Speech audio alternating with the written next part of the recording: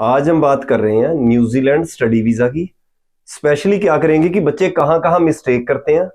अलग अलग बच्चों के फोन आते हैं, किसी का मैसेज आता है कि मेरा न्यूजीलैंड का वीजा रिफ्यूज हो गया।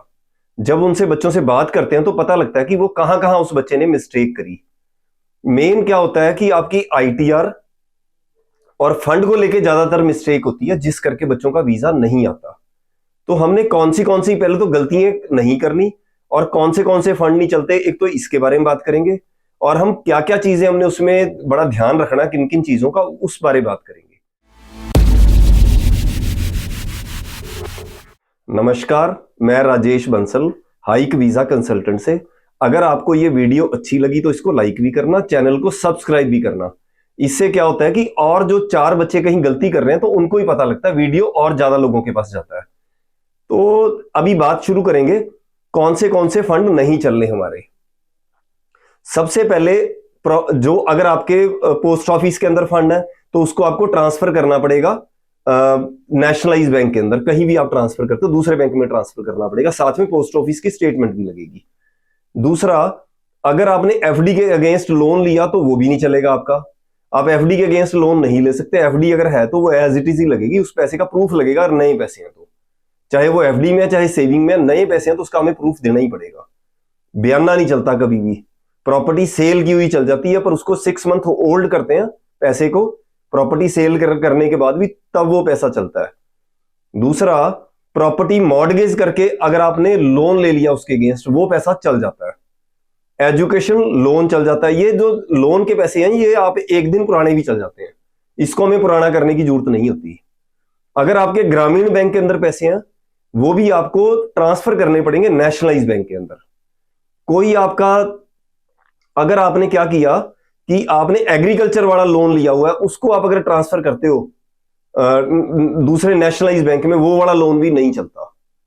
आपने वो क्या होगा कि अगर वो आपने ट्रांसफर किया तो उसको 6 मंथ होल्ड करना पड़ेगा, जो ग्रामीण बैंक वाले पैसे हैं। क्योंकि अगर हमने एक एक चीज को बड़ी ध्यान से लगाएंगे तभी वीजा न्यूजीलैंड में आता है।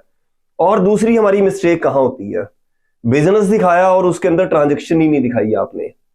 सिर्फ आईटीआर लगा दी, या आपने अपने बिजनेस का जीएसटी नंबर लगा दिया। मेरी अभी भी बात हुई किसी से, आपने क्या किया कि जीएसटी नंबर लगा दिया पर अपने करंट अकाउंट के अंदर ट्रांजेक्शन दिखाई ही नहीं बिल्कुल भी।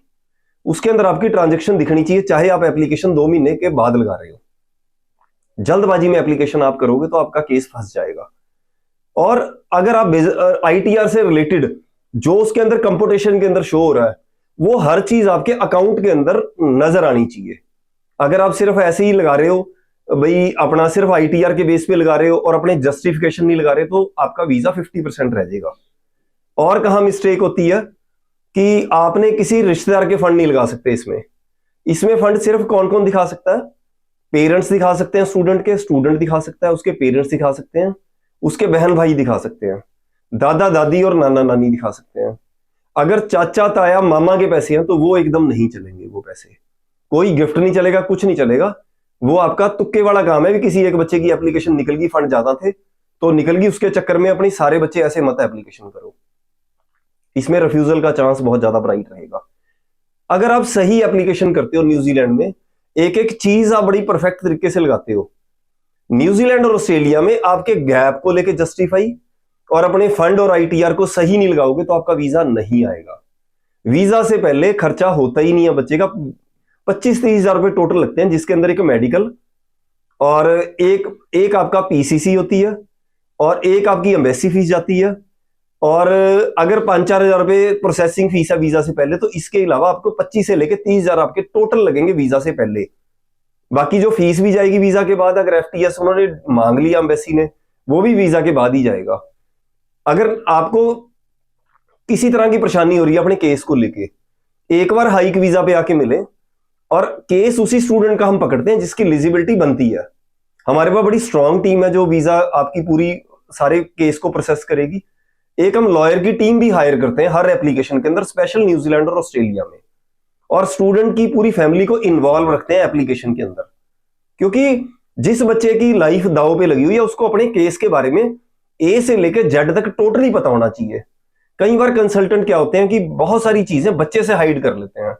और कई बार क्या होता है कि बच्चे के साथ मैच नहीं होती, बच्चे का प्रोफाइल किसी और तरीके का होता है। और वो चीजें कब क्लियर होती हैं, जब बच्चे को आप पेपर शेयर करोगे तो वो बहुत सारी चीजों में बोलता है सर ऐसे नहीं, ऐसे था ये।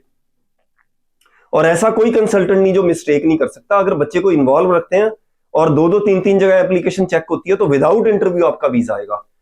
हाइक वीजा ऐसे कोई फालतू एप्लीकेशन नहीं पकड़ता जिसकी एलिजिबिलिटी नहीं बनती। सबसे पहले हमारी रेपुटेशन है। अगर ये वीडियो अपने दोस्तों से शेयर करोगे, हो सकता है किसी को बेनिफिट हो जाए इस वीडियो को देख के।